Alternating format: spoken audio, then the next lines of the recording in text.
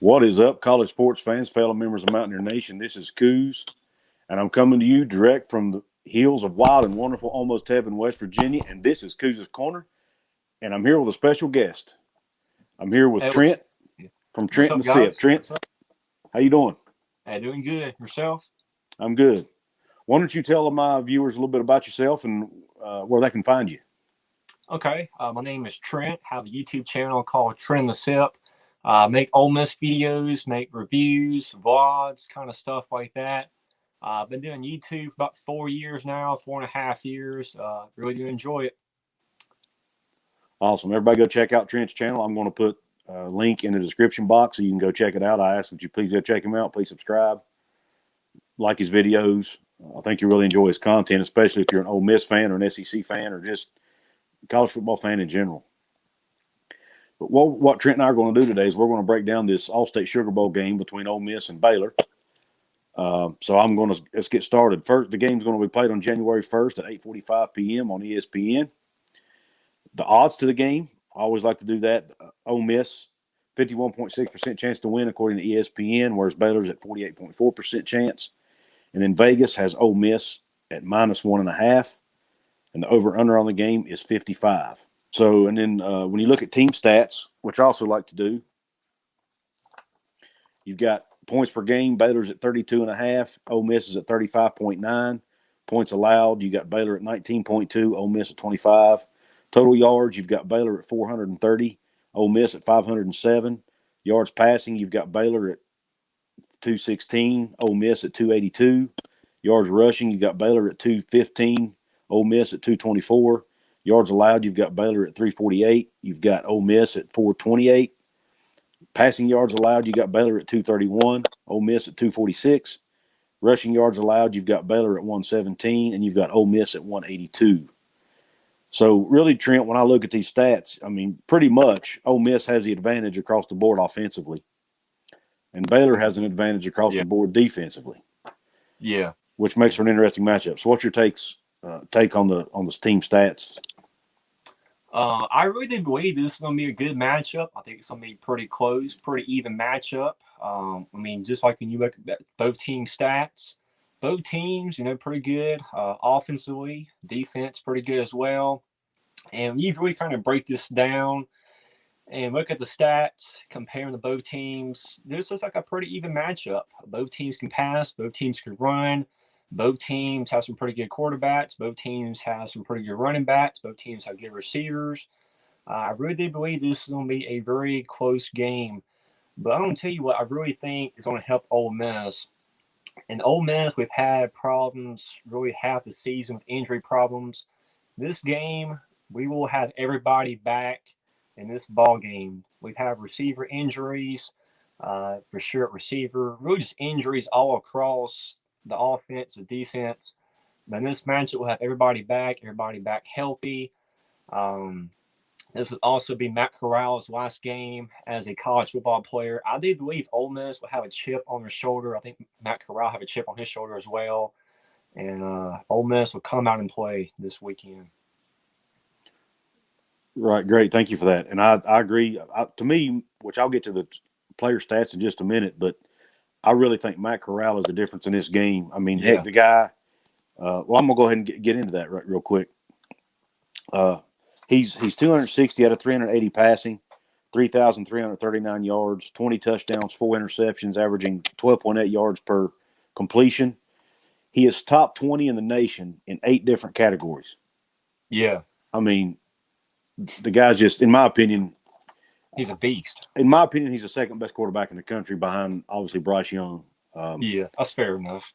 In my opinion, some people may think he's better than Bryce Young. I won't go that far, but I do think he's probably the second best quarterback in the country. The guy also, not only that, he's also the third or fourth leading rusher on the team as well. Yeah. Mm-hmm. And has a lot of, he has almost he has like 10 or 11 rushing touchdowns on the season, I think, as well as what I read. Is that correct? I think he has 11, I believe. Yeah. Yeah, 20 passing touchdowns, 11 rushing.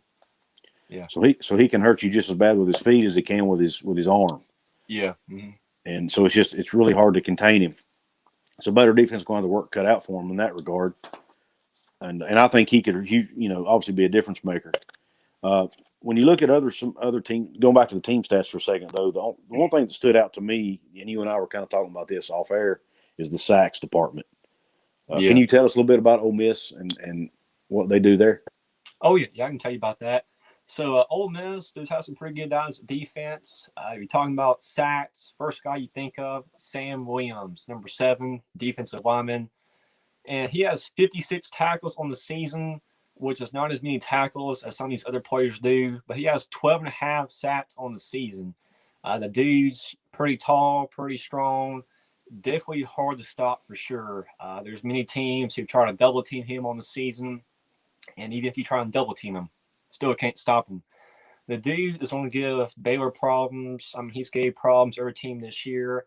You also have Chance Campbell, I think, who's had 6 sacks this season, I believe. 6 sacks, 6.5 sacks. We definitely have some guys who can, get some quarterback pressure for sure. Right. Yeah, thank you for that. And you're definitely right. And Ole Miss actually is 6th nationally, I saw. Yeah. In sacks per game at like 3.3 sacks per game. They have 40 total sacks on the season, so they can definitely wreak havoc in the opposing team's backfield. And Gerry Bohannon at Baylor, who I read today, Coach Aranda has confirmed that he is going to be the starting quarterback for this game. Yeah. The freshman that had played a couple games for him during Bohannon's injury is actually not available. He was injured in the last game against Oklahoma State. But Gerry Bohannon is back from his injury, and they said he's been looking pretty good at practice.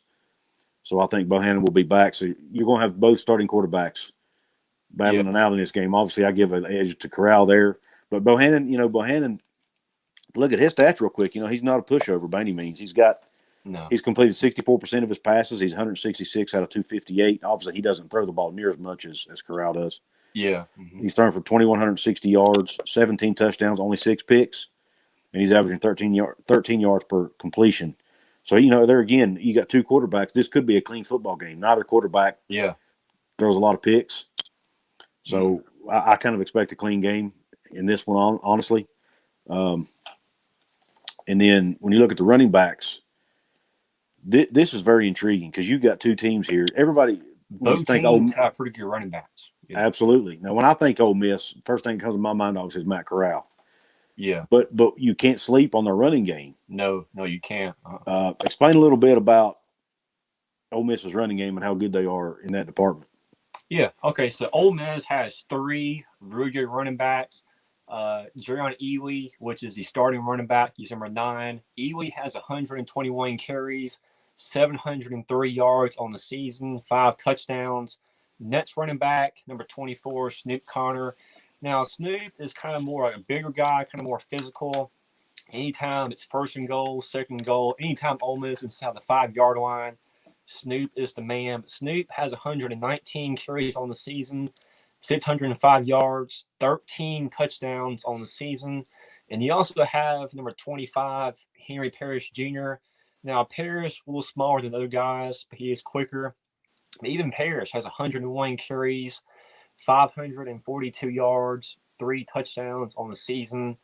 I mean, Ole Miss has some pretty good running backs. We're definitely deep at the running back position. You will see all 3 running backs get many carries in this ball game. Yeah, they're definitely stacked at that position. I read that they have 5 players with over 500 yards rushing on the season. They're the only team that can say that in the country. That's impressive. Yeah, you have. I mean, just like you said earlier, you have Corral, which is actually 3rd on the team in rushing. Mm-hmm. So we got some pretty good guys who can run the ball. So. Yeah, it's awesome stuff, man. And then you look at on the other side, you got Baylor's running game. They're not shabby either. You got you got Abram Smith first, their leading rusher, 232 carries, 1,429 yards, 12 touchdowns, 6.2 yards per carry. I mean, that cat. I mean, that's just unreal. And then their backup, Treston Ebner, he's got 142 carries, 763 yards, and he averages 5.4 yards a carry. So. Yeah, still pretty good. And in Bohannon, he doesn't have near the yards these guys do, but when things break down, he can definitely make a play if he needs to. So they can beat you. They can beat you with their feet as well. It's going to be interesting. Yeah, I mean, even Bohannon has 303 yards on the season as well. So he's not bad himself. So I really think the running game for both teams is going to play a huge factor in this game. I agree. I think this is going to be an old-style football game. Just keep on running. just keep on pounding the rock, man. That's what I'm expecting this matchup. Yep, absolutely. And I think, and one player I don't want to forget to mention for Baylor is their Big 12 Defensive Player of the Year, Jalen Pitre. He's a safety. Yeah. He's got 70 tackles on the year, 2.5 sacks, 2 interceptions, 2 forced fumbles, and 3 fumble recoveries. So that cat is all over the place. Not only is he intercepting balls, he's in the backfield getting sacks and creating havoc. Let's touch real quick on the wide receivers. We can't talk about this game without talking about the wide receivers. Yeah. You've got Tyquan Thornton for Baylor, 61 catches, 946 yards, 9 touchdowns, 15.5 yards per catch. And then you got Dontario Drummond with Ole Miss, 67 catches, 924 yards, 8 touchdowns. So those guys' stats are almost mirror each other. Yeah. Anything you want to say on the receiver front? Well, talking about Ole Miss, we've had some injuries at receiver. Really half the season. I mean, Drummond, Sanders, Mingo, they all missed some games this year. Mingo will be back in this matchup. Mingo was hurt, I think it was back third, fourth game of the season, and he came back in Ed Bowl. But Mingo will be back in this matchup. But we've had problems at receiver all year long, talking about injuries. But all the receivers will be back in this matchup, all back healthy. And if you really look at receivers, actually our second leading receiver is Braylon Sanders, which has 23 catches. Mingo only has 20 catches. If they would have played all season, those guys would have had 40, 50 catches on the year. But since they missed half the season, their stats are not as good as what they really are. So. Now, does obviously being bowl season, I was reading up on this game, and I did not see where anybody was sitting out the game. Is there anybody from Ole Miss that's sitting the game out that you know of? Not that I know of, that's huge news. I mean, you watching college football news, you see a bunch of these players sitting out. And of course, Matt Corral and some of those guys announced they're playing. That's huge news. But I'm almost positive, 99% sure everybody's playing, nobody's sitting out. That's definitely some huge news for Ole Miss. Right. All right, and I haven't seen anybody on the Baylor side either. I haven't seen nobody either that I've been able to find. If there's any Baylor fans watching and there's somebody that I'm missing, let me know, because I honestly haven't been able to find anything. And this is maybe the only bowl game I've found, with the exception of the playoffs, where there's not anybody sitting out. Yeah, that's huge for both teams. What, in your mind, Trent, as from an Ole Miss fan's perspective, what do you think Ole Miss needs to do to win this football game? To win this game, really just make smart decisions. I think it's what it all comes down to. Corral's, he makes smart decisions all the time. But I think we have to be consistent, keep on pounding the ball, got the pass pretty good as well. The defense sometimes this year kind of been a little inconsistent at times. But if we show up, play hard, make no mistakes, our team is finally healthy once again. I think if we just come back and play good, make no mistakes, I think this will be an Ole Miss win. Awesome. And then I've got some notes here. I think for Baylor, on the Baylor front, I think they need to run the ball well, because we know both teams.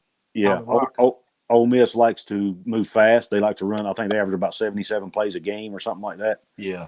They're one of the top in the country in that category. They like that fast-paced offense. Yeah, that's going to be one of the biggest problems for Baylor is Ole Miss is running the play it's like 18 seconds, 18, 19 seconds, which is one of the fastest in the country. Mm-hmm. There's many teams who have a problem with that, just with the up-tempo offense. So it's kind of a question as well, is can Baylor stop the up-tempo Ole Miss offense? Mm-hmm.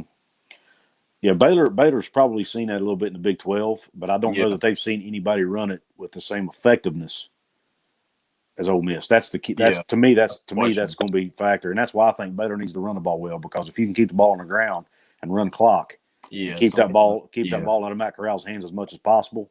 Yeah. I think the ground game for Baylor is going to be the difference maker. If they don't run the ball well and they're not able to move the ball on the ground, I don't think they win the game. I think Baylor needs to be successful on first down. That all boils down to it, because obviously we know in order for them to stay on the field, they've got to stay ahead of the chains.